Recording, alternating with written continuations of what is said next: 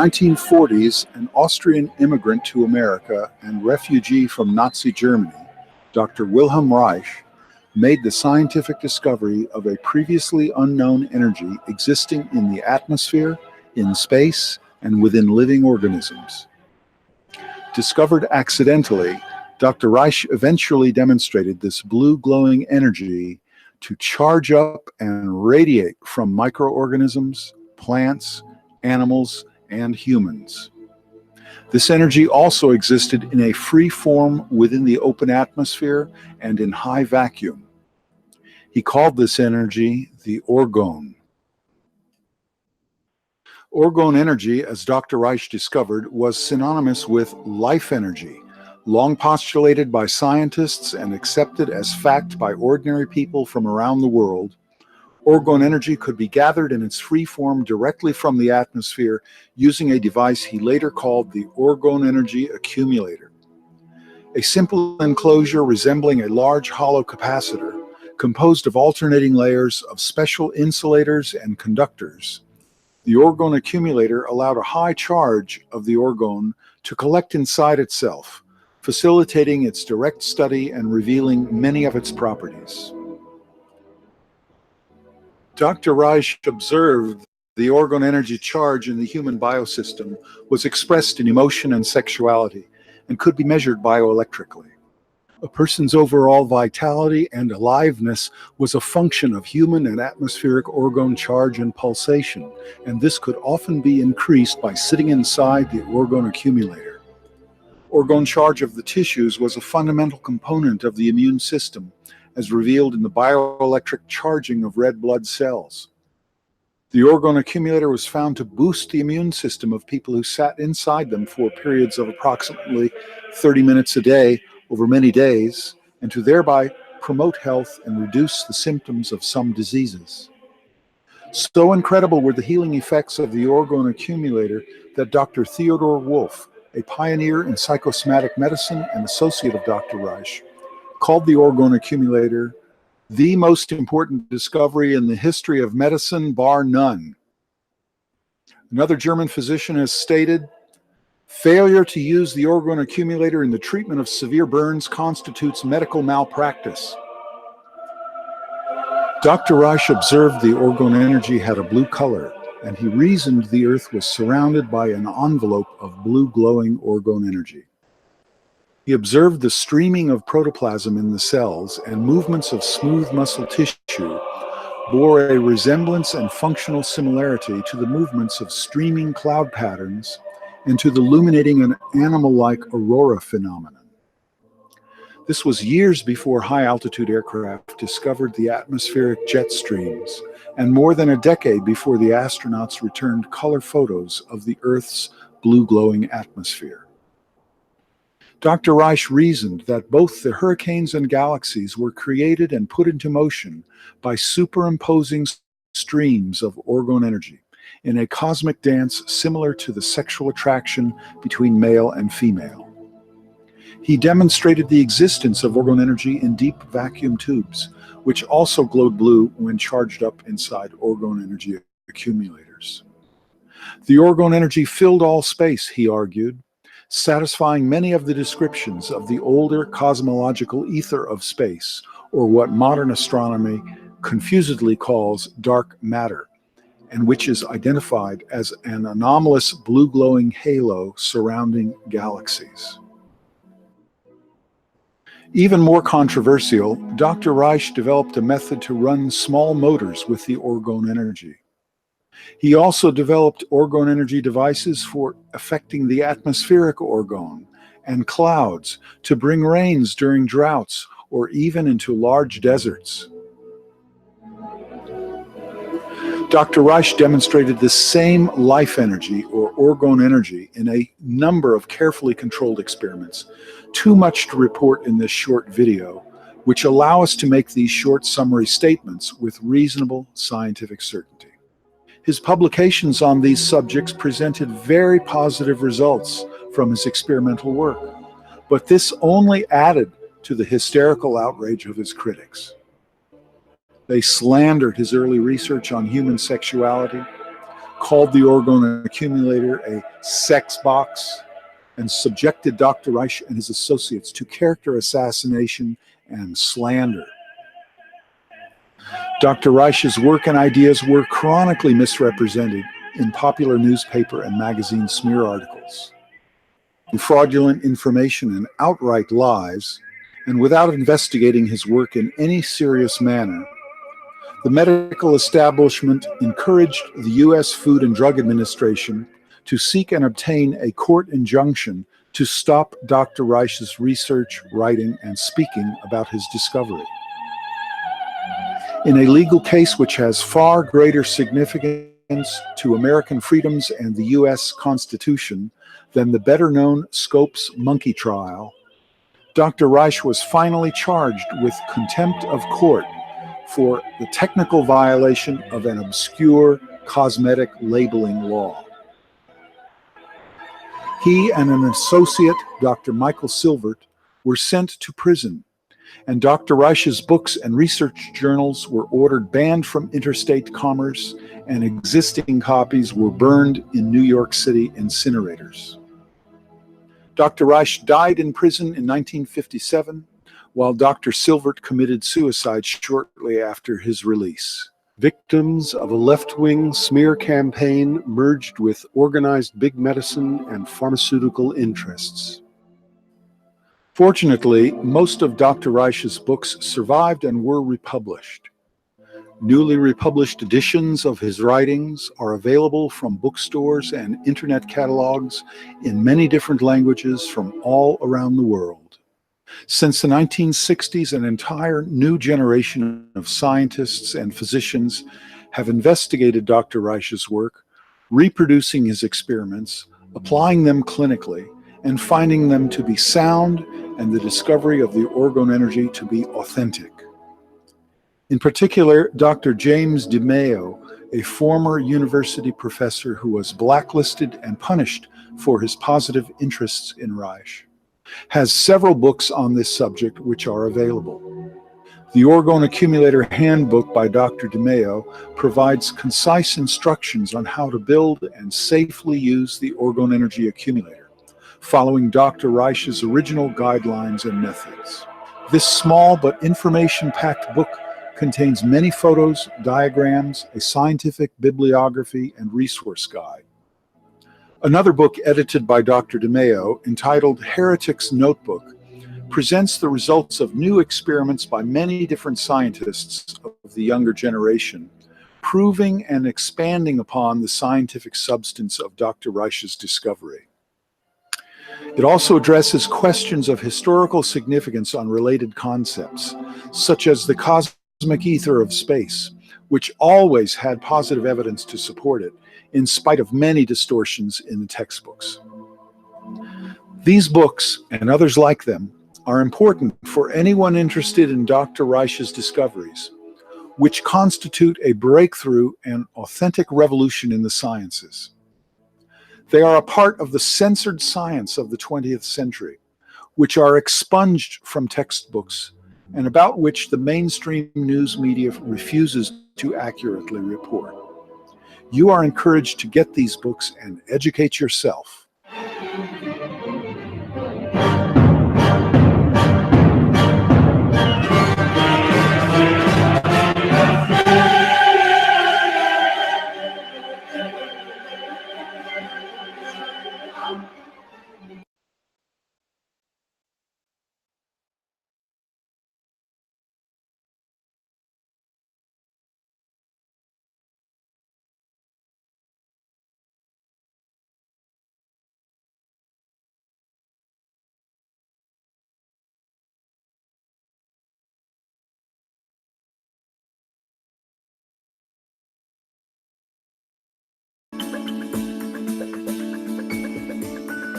My company is an empowerment company. I believe in teaching people how to deal and heal their own problems.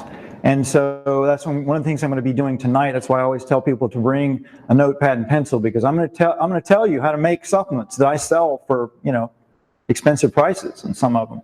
I'm going to show you how to make some of these devices that I'm making. So you, if you want to, you can make your own devices to protect yourself from electromagnetic radiation, from nuclear radiation, from chemtrails, from genetically engineered microbes, all kinds of stuff. So I believe in empowerment. And so we're going to talk about that. I'm going to show you how to do this stuff and explain to you how to do this stuff. It's actually very simple. The physics and behind some of this stuff is extremely sophisticated, but once you actually figure out all the physics and how to do things, the actual making of these things are very simple. So, for example, with like these probiotic brews, you take a few microbes, you throw some molasses and water in a bucket, you throw a few ingredients in, and you can have extremely nutrient-rich, high-ormus supplements and superfoods. And we'll talk about a little bit about that because this talk tonight has a lot to do with these things. So anyway, and in that vein, Catherine and Marcia both sell Simplexity blue-green algae products, and it's one of the products I recommend, particularly for getting nuclear radiation out of the body. It comes from Klamath Lake, Oregon, and people have been asking me lately, is that lake contaminated now that Fukushima radiation is coming over to the US? And it's not, because of the position of that lake and the particular part where the algae is coming from. It's shielded by mountains, so the radiation drops down to the earth before it gets to the lake. And I'm actually going to teach you how to make an artificial mountain to do the same thing, because these mountains aren't just blocking winds to protect this stuff. These mountains actually generate energy that knocks the stuff out of the sky. So we're going to talk about that. But blue-green algae is one of my favorite things in general, for nutrifying and detoxifying the body, but it's also phenomenal for pulling radiation out of the body. And especially with the amount of radiation that's been dumped into the ocean just from the Fukushima accident, forget about all the other accidents that we don't hear about. There's an ungodly amount of radiation. Back between March, when the Japanese reactor accident happened, and the end of May, the Japanese Meteorological Research Institute measured 13.5 quadrillion becquerels of radiation that escaped into the ocean. 13.5 quadrillion becquerels, that's 13.5 million becquerels of radiation that went into the ocean just in 2 months. And then they stopped measuring it because it was increasing and becoming so astronomical. The Japanese government was actually afraid that the government of Japan, if the truth came out about what was really going on, they were afraid that the government of Japan would fail and Japan would no longer operate as a state. This is what the Prime Minister of Japan, Prime Minister Khan, who just resigned in August, this is what he admitted after he got out of office, that TEPCO, the Tokyo Electric Power Company, they were so at a loss for what to do about this massive radiation leak that they were going to just walk away from it and let it fissure out into the environment and just walk away from it. And they were terrified that if the truth came out about the massive amounts of radiation coming out of that everybody would just leave Japan and Japan would no longer exist as a country. So this is the level of radiation that's coming out of there. It's also the level of the lack of truth around this accident. That radiation got to the United States within a couple of weeks, and it's been wafting around the globe ever since. The United States and Canada, in their wisdom, in April, they have monitoring stations around North America for monitoring radiation, and they started measuring the increase during the month of March and April.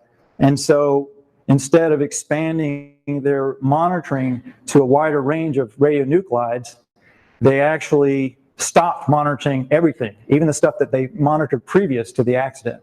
So you cannot get any reliable information about the types and levels of radiation that are coming into this country. But I can tell you, it's astronomical. It's definitely more than the Chernobyl accident. The Chernobyl accident poisoned 2 million square miles at least, and 1 million people have died from it, and millions more will continue to suffer and die from it over the years. I actually had a client who became a quadriplegic from being exposed to Chernobyl radiation, and she was in Lithuania. She wasn't even in Russia. And so these radiation leaks, this is not new. This has been happening for decades. There are thousands of leaks globally every year that go unreported because this stuff is heavily controlled in the media. As you can see, we're not seeing very much at all in the mainstream media here about what's going on. And so I'm seeing this, when I saw this occur, I knew immediately what was going to happen. I knew that it was going to be covered up and it was going to be lied about because it was bad, and it was pretty obvious how bad it was. And so the first thing I did was I ordered $2,000 worth of sprouting supplies because I wanted to get seeds that were uncontaminated. So I immediately plopped it down and got sprouting seeds. And then I started thinking about what can I do to solve this problem for me. So all of this stuff that I do is really out of greed for me. It just so happens that the things that I do to save my butt happen to help other people, so I share it. And so I was sitting in my office, and I was thinking about what I could do, because one of the things that we do, and by the way, by training, I'm an electrical engineer. I have this weird background in medicine and biology and chemistry and electrical engineering and natural health. I've been to properties through their educator program, but long before that, I was already helping people heal so-called incurable disease. There's nothing that's incurable. When you understand how to regenerate cells and regenerate the human mind and the emotions, there's nothing that can't be healed. And so, also, one of the basic tenets that I realized a long time ago, being an engineer and looking at the physics of this world that we live in, this reality that we live in, is that we're just living in a big matter energy system. And so all of these polarities of energy that create these problems, when that energy is disseminating through the universe, the exact opposite polarities of energy are also creating the solutions. So you can be guaranteed that when there are these nuclear problems or these genetically engineered microbes or genetically engineered food or pesticides or herbicides or pollution or polluting fuel systems and energy systems, there already are the antidotes to those out there. And being an engineer and having worked on this stuff back in the early 90s, I worked with people who developed free energy technology, water-fueled technology. There was a man named Yul Brown. You can check this out on the internet. Y-U-L, Brown, B-R-O-W-N. He developed water fuel technology. And that water fuel technology, basically they pulse electricity through water in a very special way. It would separate the water into a fourth phase of water that is like, it's a gas, but it's not steam. We have liquid, solid, and steam. Those are three phases that we know of water. Well, there's a fourth phase, and it's this stoichiometric mixture that is a gas, and when you ignite it, it implodes back into liquid water. So you can take polluted water and you can ignite it in one of these engines, turn it into the gas, ignite it, it will leave the pollutants behind. And then here's the cool part. You can take the gas that's produced and you can make a flame with it, run a torch off of it, and you can burn the waste that's left behind that you just purified out of it, and you can transform it at the atomic level and the subatomic level into non-toxic elements. So you can even take radioactive nuclear waste, and I've seen this done with teams of physicists and engineers and boatloads of instrumentation measuring this. You can take radioactive waste and radioactive elements and make them non-radioactive. You can do alchemy on them. You can convert one element into another. So just with nuclear radiation, there's already been a solution for 40 years to neutralize it. And this has been known, it's been proven, it's out there. Why isn't it being used? Well, I can tell you, I've actually had dinner with a man who is the CEO of one of the largest companies in the US for disposing of nuclear waste. And he was a multi-millionaire. And I was having dinner with him, and from one engineer to another. He was a PhD in nuclear engineering, and I said, look, we've got this technology that can neutralize radiation, just take a look at it. He absolutely would not even consider it. It's impossible. It goes against the laws of physics. Well, there's this new physics. Take a look at it. No, no, no, no. And that's the attitude, because these people are making huge amounts of money off nuclear waste disposal. The entire industry is making huge amounts of money off of this stuff, and they have absolutely no interest in alternative fuel technologies they don't have any interest in any alternative ways of cleaning it up. They just want to keep doing business as usual, polluting the planet and hiding how toxic this stuff is. The average nuclear reactor has a lifespan of about 60 years, and most of the ones in the United States are reaching their lifespan end. So we've got a major problem coming about with what we're going to do with all this stuff. So the good news is, if you understand the basic tenets of the universe, for example, that energy flows throughout the cosmos in spiral fractals, we'll get into that in a moment, and there's always polarities of energy. This energy that creates these problems, it also creates a solution simultaneously. So I've consistently worked with people who have solutions to these problems. I've also worked with a man out in Arizona named Dr. Medicine Wolf. Some of you guys might have heard of this guy. He started a company named Biol, which is a supplement company. They're high Ormus supplements. And he's got a device that can neutralize radiation, okay? And there are others. There are many others. So the good news is, it doesn't really matter how bad it gets. Ultimately, it will get better. But however bad it gets, we already have the solutions. We already have the solution. So people call me up all in fear and worried, oh my God, what are we going to do about this? What are we going to do about that? What about the government? And I tell people, don't worry about it. Understand the solution's already out there and start looking for the solutions. So I'm going to tell you about some of these solutions to some of these major problems. But getting back to this concept that how energy flows, I want to throw out a few basic concepts to you guys so that when I start talking to you about how to actually do some of this stuff, it'll make sense. Because it'll sound like total nonsense. I mean, it sounded like total nonsense to me years ago when I was told about this stuff. It's like, yeah, right, how can that be? But like I said, energy flows throughout the cosmos, from the galactic down to the subatomic, in spiral fractals. What's a fractal? Fractal is just a branching, like a tree, like a lightning bolt, like your body. There are structures throughout the cosmos. Your DNA is a spiral fractal. So energy throughout the galaxy, if you look at galaxies, what do they look like? They look like pinwheels. They're spinning because the energy throughout the cosmos of all types is spiraling. The energy that's flowing through the wires in this building lighting these lights, they're electrons flowing in spirals. They're not, when I was an electrical engineer, when I was in school, I was taught that electricity flows in a wave up and down like this.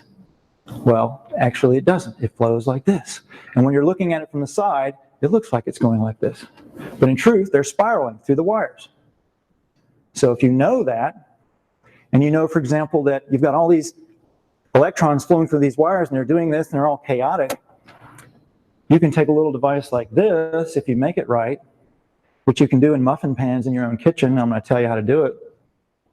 And you can stick it on the main breaker box, the main breaker of your house or apartment, and it will make all of those random spiraling electrons line up, become parallel, and when they're flowing through the wires in your house, they'll put out much smaller fields through anything that they're passing through, and that will radically reduce your exposure to electromagnetic radiation. How cool is that?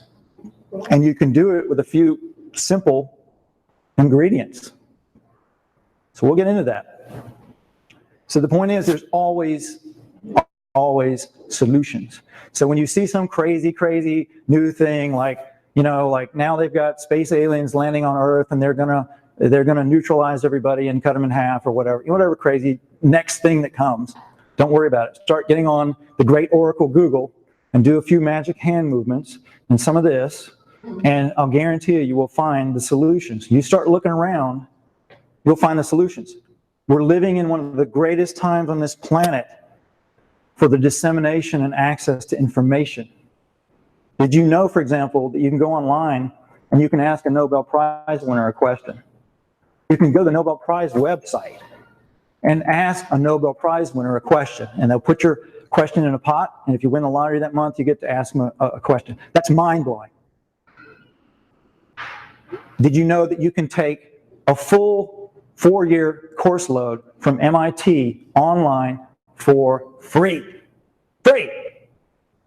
You can Google this. MIT OpenCourseWare. Google that. You will find MIT's full curriculum, every single class they have, on video in complete fullness. I took 300-400 level crystallography courses to learn how to do this stuff, which I'm going to show you.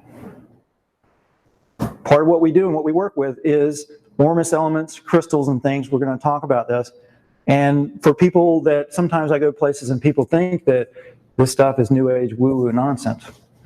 Well, in fact, it's heavy, heavy duty quantum physics, and all you got to do is go take some crystallography courses on MIT, and you will see that there are heavy duty scientists that are at the cutting edge on this planet that are using crystals to do all kinds of amazing stuff and other things. So, we got solutions. That's the cool thing. And it's my job to find them and bring them out. So I'm sitting in my office one day, and I'm looking out the window, and you know, I'm right off of I-95 north of here, and we're under the jetways up and down the East Coast, because all the planes fly up and down the coast when they're going down the East Coast. And I'm just looking at all these chemtrails in the sky over my property. And for a long time, I had been thinking about, man, there's got to be a solution to this. And the cool thing is, and David Wolf points this out too, but the solutions are always very simple, and they're very clever. They don't take a lot of high technology. They may take a lot of high concept. They may take a lot of heavy-duty physics or engineering or math. But in fact, when you actually make them and do them, it's simple and anybody can do it. So I'm looking at these chemtrails and I'm thinking, gosh, there's got to be a way of dealing with that stuff. And it just so happened that one of the things that we do is we manufacture a scalar energy device called a stress shield. I've got one on me. What this thing does is it actually mimics what the brain does, and it mimics what the Earth does. And it puts out about a 15-foot radius, high frequency field called scalar energy. And you're going to be hearing more and more and more about scalar energy and scalar this and scalar that, because more and more people are discovering this stuff. A few years ago when I talk about this stuff, it's like nobody knew about this stuff. Now, if you get in Gabriel Cousins' emails, he's sending out emails talking about scalar supplements. He's got scalar iodine and scalar this and scalar that. And all that means is that these supplements have been bombarded with this very, very high frequency energy that is akin to human consciousness itself. In the olden days, they called this energy the ether. But it's a high frequency energy. I think of it like God consciousness. It's this ultra high frequency energy that travels faster than the speed of light, and it passes through everything. It flows through the whole cosmos, from the galactic through subatomic particles. It passes through matter like it's not even there. And it's flowing all the time, constantly, 24/7. People give it different names. Some people call it zero-point energy. Some people call it tachyon energy. Some people call it Reich energy. But it's just high-frequency energy that's up in the range of human consciousness. It can pass through a planet like it's not even there. So the whole cosmos ultimately is made of this energy. And when that energy slows down and coagulates, it turns into matter. And it just so happens that you have this really, really cool scalar energy generator in your house. It's called your brain and your nervous system. So all of us are walking around, and our brains and our nervous systems are generating this high-frequency scalar energy, and that's how we create our reality. You've heard the concept, we create our reality, right? Law of attraction, all that kind of stuff, right? Well, if it's not just some new age woo-woo nonsense, then there has to be a mechanism where you're really, truly, somehow creating this physical reality. Well, the way it works is this. Your brain and your nervous system, they have these minerals in them that are superconducting. And all superconduction is the ability to conduct electricity with zero resistance. But when you have superconductivity, you get really, really weird physics. For example, you get anti-gravitation. A superconductor will repel a gravitational field. So if you've ever heard David Wolf talk about Ormus, these elements are called Ormus elements or ORME elements, O-R-M-E-S or O-R-M-U-S, which stands for orbitally rearranged microclustered elements. It's just a name. All it means is that these minerals, there's a certain handful of minerals, particularly in the platinum group on the periodic chart. These minerals, they're inside your body, they're superconducting, they're anti-gravitational, and they are, because they're superconductors, they can pick up extremely, extremely weak fields. So weak, in fact, when these minerals exist in soil, they can pick up all of the gravitational fields and other fields from all of the planets and objects that you can see in the sky. So at nighttime, you see all the twinkling stars, everything that's up there, and even the stuff you can't see. The gravitational fields from all of that is affecting these superconducting minerals in the soil, and guess what? They're also in your body, and they affect you. So your body has these superconducting minerals, these Ormus minerals, in your brain and in your nervous system. They plug into these junctures throughout the brain and the neural pathways and along the nervous system that just so happen to correspond with what the Chinese call the acupuncture meridians. So your acupuncture meridians are nothing more than little black holes throughout your body. They're black holes that are interdimensional, superconducting portals to other dimensions of time and space. So when you hear philosophers and mystics and shamans and gurus and swamis talk about we're multidimensional beings and we're all one, well, we are. We are because we've got this scalar wave generator full of these superconducting Ormus minerals in our brain and throughout our nervous system along all of these junctures that the Chinese call the acupuncture meridians, and along your spine. They have some really big ones along your spine that correspond to the chakras. All right? And guess what the chakras are? Aren't the chakras spiraling vortexes? Isn't that what everybody says? They're like, you've got these vortexes, they're chakras, and they correspond to colors. What they are is they're frequencies of energy coming through. There's this superconducting scalar energy coming through your spine and your chakras, which are they're just big nodes of these superconducting Ormus minerals along your spine, along your nervous system, and you're putting it out all the time. Your brain's putting it out all the time. So when you're sitting here and whatever you're focusing upon, you will create superconducting frequencies, high frequency scalar energy constantly. And if that energy has enough duration and intensity, it goes out into the quantum field.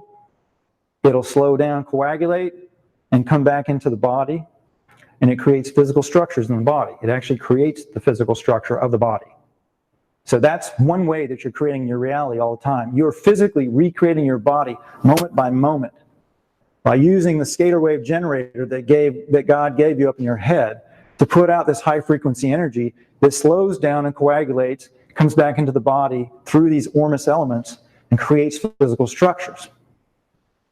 I actually worked with a man named Dr. Art Martin, who on 2 occasions, 2 separate women, both of them had been in car wrecks, both of them had spinal injuries, injured their C3, 4, and 5 vertebrae, and one lady, the bones fused together into one chunk of bone, and she was in a lot of pain, and her life was a mess, and she was a train wreck.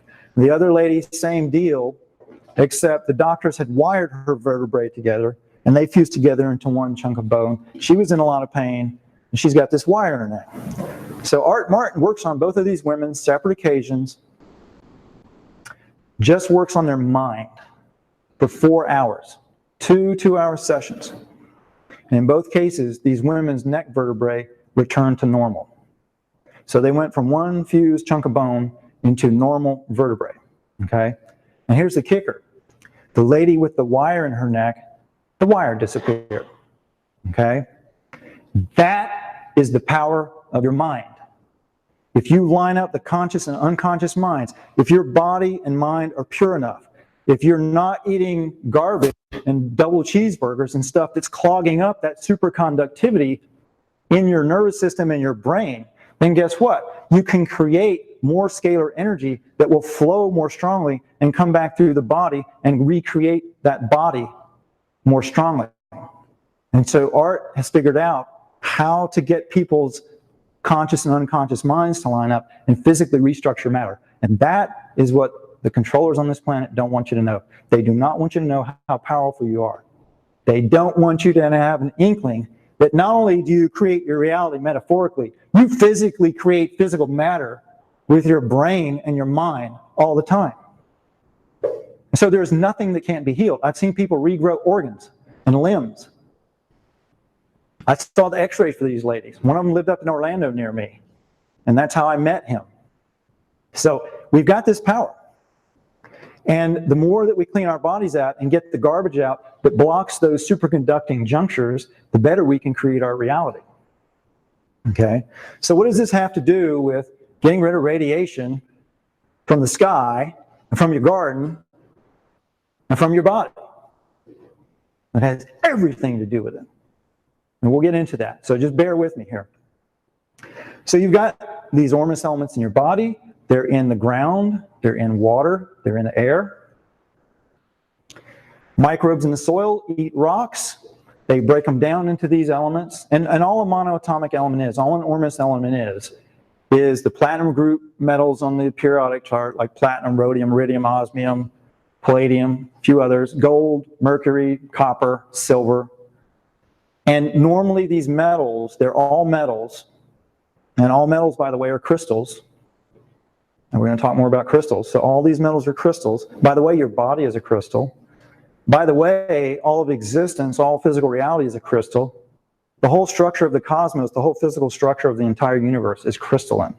Because all a crystal is the arrangement of atoms bound to each other in some kind of a three-dimensional grid formation. That's all a crystal is. So metals, their atoms like to bind together very, very strongly, and they just get arranged in certain patterns, and that pattern determines what that metal is. And so normally these metal atoms, they're very, very strongly charged, and they really, really want to hang on to each other. And that's what makes a metal metal. That's what makes metals look the way they look, and that's what makes them hard. But what's been discovered is that those atoms can exist unconnected to each other. And supposedly that's impossible. You know, from a physics and chemistry standpoint, that's impossible. They have such strong charges, they should always want to hook to each other and turn into a metal. But in fact, they can operate in certain states where they exist as individual discrete atoms, and they look like white ceramic powders. So they're no longer metallic, they're ceramic. And when you ingest them, they plug into those superconducting junctures in the brain and the nervous system, and they jack up the superconductivity, and they strengthen the mind-body connection. When you hear doctors talking about the mind-body connection, well, yes, we've got to explore the mind-body connection. What the hell does that mean? Somewhere, if the mind's really connected to the body, there's got to be like some energy that's plugging into a physical thing. That's where it meets, in those Ormus elements in the body. So if you're eating McDonald's double cheeseburgers like I used to do, I used to love those things. I made a vow actually once to never give up McDonald's double cheeseburgers because I loved them so much. So when you're eating that kind of junk, what happens is, I had the Ronald McDonald relief on the drive-through of my favorite McDonald's next to work. I had it memorized. I still got it burned into my skull. And you know, so you go and eat that kind of food, and guess what it does? It plugs into those junctures and it shuts it down. That's why when you go to an acupuncturist, they go, oh, you've got a blockage in your chi. And what do? They stick a needle in it and they open it back up. But typically, the relief is only temporary because what do? You go back and get another double cheeseburger, and you clog it back up. So if you would stop doing that and eat live food and drink juice and eat all of these things that nature designed us to eat, you would just keep opening it up and strengthening it and strengthening it and strengthening it, and you become like a super freak, super being. You become a superhero, right? Like David Wolf talks about. That's exactly what happens. People, you know, when they hang out with me, they're like, oh my God, how can you remember so much stuff? And how do you know all this stuff? And it's like, because my brain works. Because I read, I don't watch TV, I eat good food, I have energy, and my brain works. I'm not a genius. I've met geniuses, believe me. And I know genius. I've met real geniuses.